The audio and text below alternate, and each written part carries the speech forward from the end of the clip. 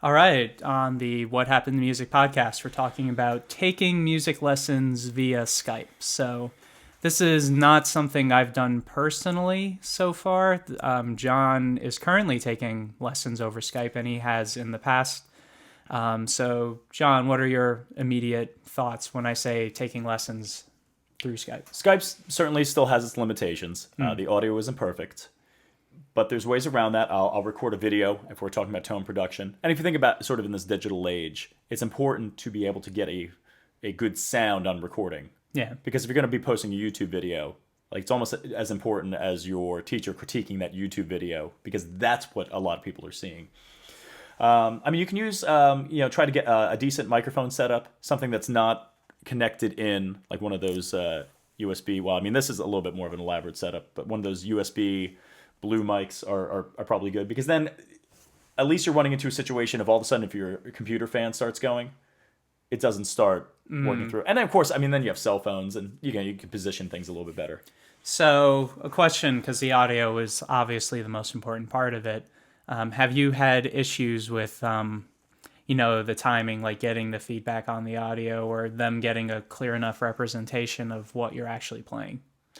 Yeah, I study with, I take classical guitar lessons with Tarek Harb, who's a fantastic player. I mean, he's got his doctorate. He teaches collegiately. So you're saying, like in my personal experience, has audio been an issue? I don't think so. Or does it detract from one on face to face? He is really, really, really, really good at being able to notice things that I don't know how he picks up through Skype. Like he'll be like, oh, I don't know if you're noticing, but that third note of the chord isn't coming through. I don't know how he does it. I think it's just like a Reminds me of lessons with Dean Schneider at Rowan. Yeah. Piano lessons where he'll stand out the window and look off into the distance while you're messing up whatever song, and he'll say, "Your third on the fifth chord was not properly placed." I mean, here's the thing: it needs to be someone who's good. It doesn't make sense to take Skype lessons with someone who's not a fantastic teacher. It works really well for me, and I don't mean to knock anyone in my area, but I'd have to travel significantly to study with anyone that would be so much better than me, where I'm like, I'm willing to just trust this guy's opinion. So there is a convenience factor. It's the most convenient thing ever. I mean, he was in Jordan, over break, and I've taken lessons while he was in Houston. I've taken lessons while he was in Toronto. He's based out of Montreal, and it's not a problem. Okay, we got the Wi-Fi up. Cool. See you next week. One thing is, I feel that does make it cost effective for a couple of different reasons.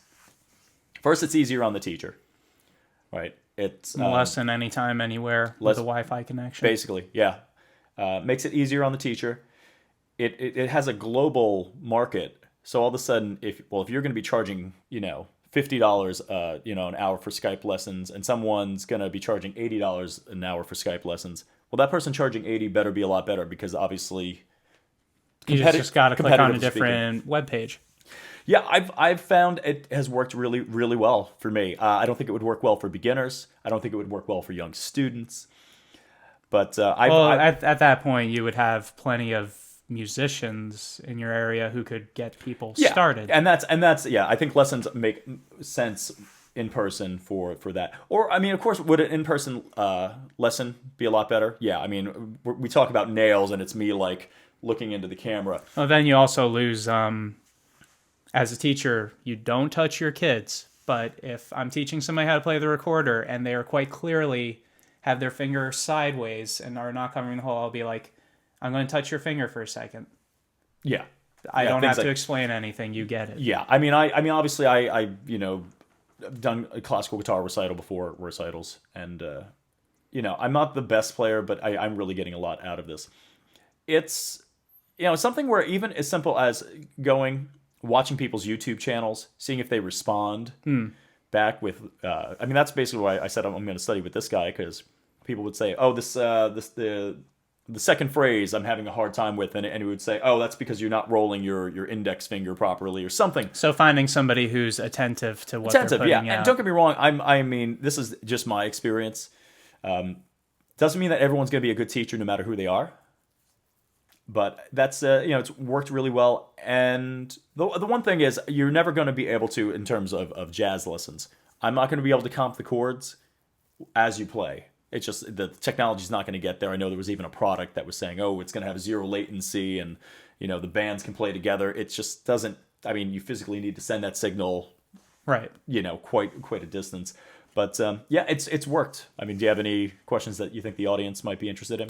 Well, we talked about how to find a teacher. We talked about payment. Oh, PayPal is, if you're doing this, it should be done by PayPal. It's PayPal. the easiest way.